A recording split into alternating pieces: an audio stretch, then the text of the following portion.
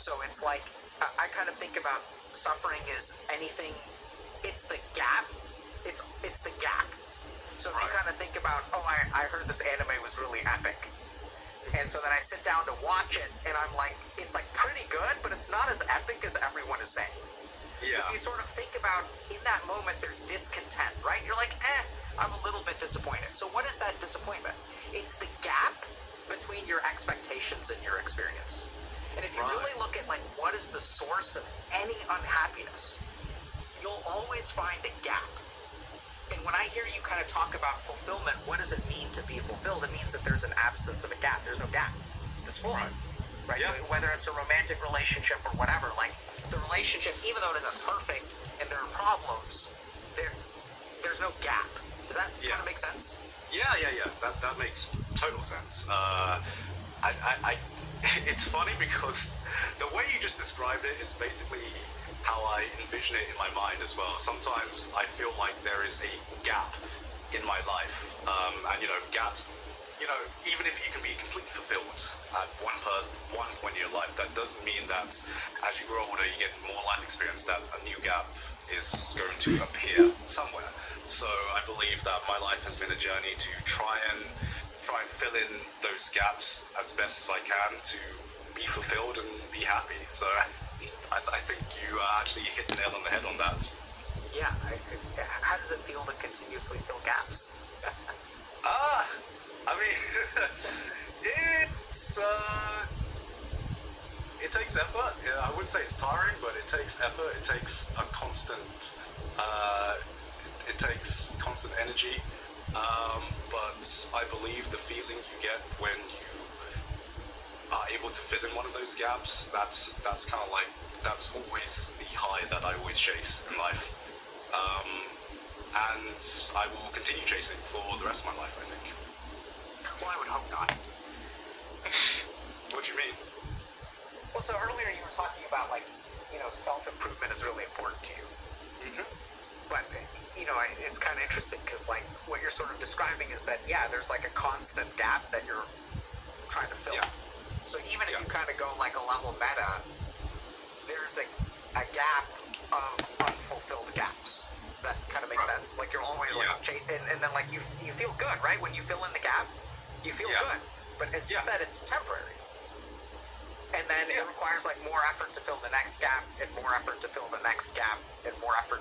I'm not saying that it increases with each one, but it's always requiring. And so if you kind of think about it, there's like a level of a hunger, which I don't know if you actually have or not, but that's the kind of like one level. Like, you're discontent with having a gap to begin with. Yeah. That's interesting that you say, because I guess like this conversation has helped me find out a lot about myself as well. Sometimes what we do here. I've never been the type of person who has felt comfortable sitting still.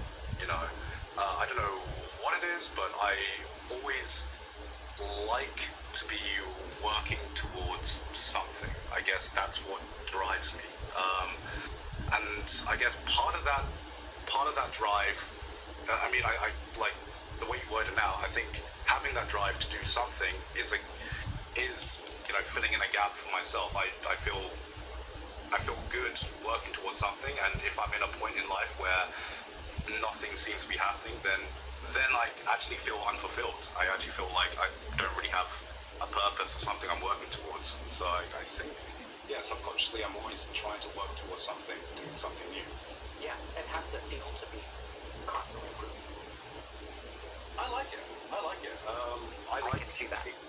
Yeah, I like being on a journey. I don't think a perfect person exists in this world, but I believe striving towards perfection can only make you a better person. And I'm not saying like perfection, like as a concept that I have to be the perfect. I'm not like a perfectionist to be like I have to be the perfect person. Where is he? Anything less, I am unsatisfied with. But having something you work towards is what I miss? something that gives me fulfillment and happiness. Because it's Chinese New Year. And purpose. I think there's there's a really subtle. So pumunta daw sila Binondo. You wanna go to Chowking right I now? just realized, Maya. fuck, I kinda, yung may dumplings. That's so good. Right now, napapaisip ako ng yung sa Chowking, yung in-order ko, yung chow fan. Mamaya gusto mo kumain doon? Ay, pera. I think I have a little bit. Ako, I don't. You don't?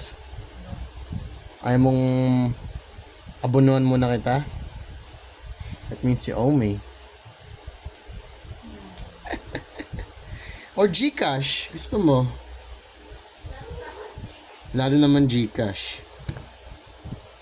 sometimes when I hear that people are like constantly into self-improvement, there are kind of two shades of people who are into self-improvement. One is it Right. almost can feel like an addiction where I need to be better, I need to be better, I need to be better. Yeah. And if you kind of look at like the addiction to self-improvement, it can come from a fundamental lack of acceptance with yourself. Right. Like, I'm not good enough, and if I get better, I will then be good enough. Yeah. But since that feeling comes from you, it doesn't actually come from any external thing. No amount of accomplishment makes the feeling go away, because it's not Yeah. really coming from the lack of external accomplishment, it's coming from you. But I don't see that in you. What I actually see in you is something that's very different, even though it looks very similar, which is that it sounds like devotion to the process of improvement Yeah. is what really helps you feel fulfilled. And Yeah. I would even venture that failure doesn't feel like a setback for you. No. And there's a huge difference, because in one, I see you're about to say something, so I'll be quiet in a second. But in one case, people, whether they feel good or not, really depends on whether they accomplish the thing. Whereas on the flip side, being devoted to self-improvement is sort of like an action as opposed to a goal, I think is what really can lead to a lot of contentment. And oftentimes people get the two confused because they look very similar, because both people are devoted to self-improvement. The big difference is for one person, their feeling of contentment depends on the improvement itself. Whereas for the other person, they're actually free from the actual improvement.